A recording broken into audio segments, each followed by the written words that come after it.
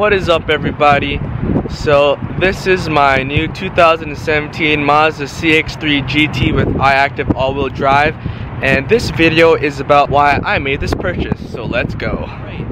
Number one, I needed something that was reliable. As you guys know, I own a BMW 335i. Just want to drive, it's great, but it lacks in the reliability part. But that's alright, it's not going to be used as much now that I got this.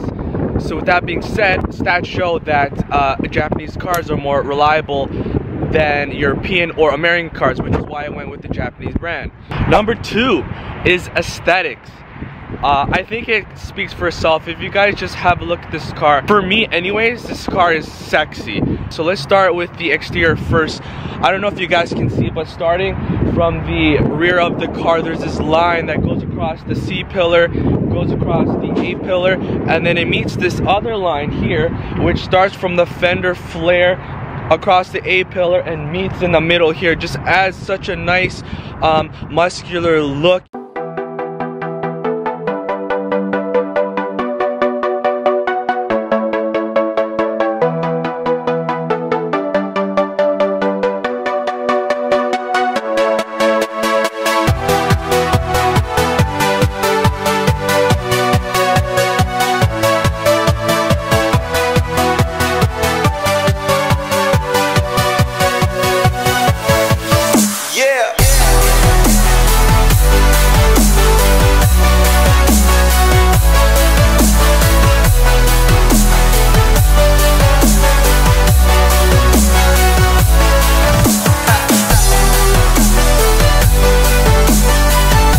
Here we are in the interior, guys, and again, it speaks for itself. Absolutely gorgeous here. We got leather seats, suede inserts, red stitching, red accents on the seats there where the suede meets the leather. We got leather accents on the door handles there and more suede inserts.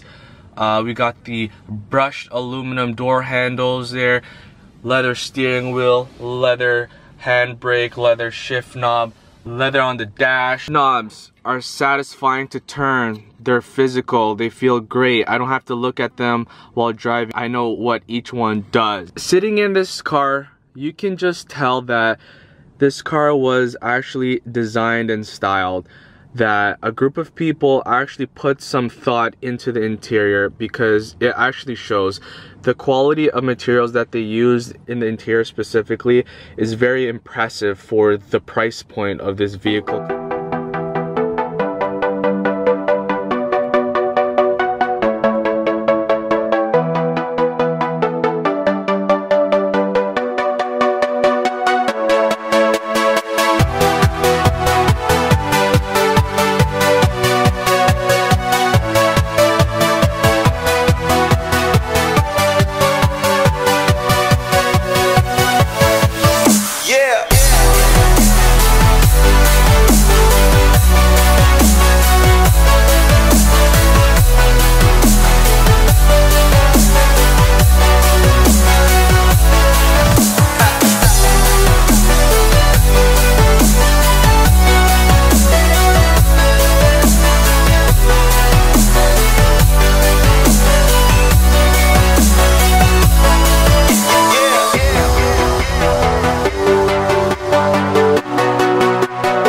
Next part, another reason why I made this purchase is because I needed the least expensive vehicle with all-wheel drive.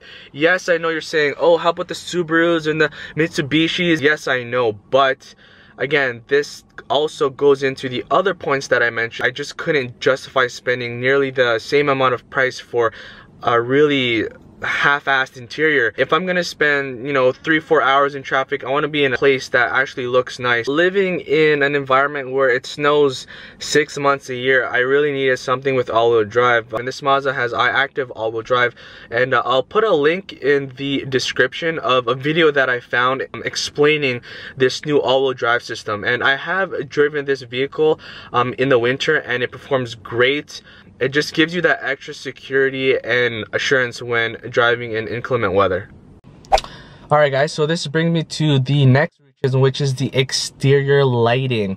For this car, I thought, specifically the GT model, because it does have upgraded LEDs front and rears, I thought it flowed with the vehicle very nice. A lot of the vehicles in the same segment of the CX-3 are still using halogens, which I thought was no for me. LED daytime running lights, LED fog lights, LED turn signals on the side mirrors, LED rear brake lights, and the turn signals are a different color than the brake lights, which I find extremely annoying on some cars that use the red on the red with the brake lights. I don't know about you, but when I'm driving, in my peripheral vision, I like to see yellow if they're turning, red if they're braking.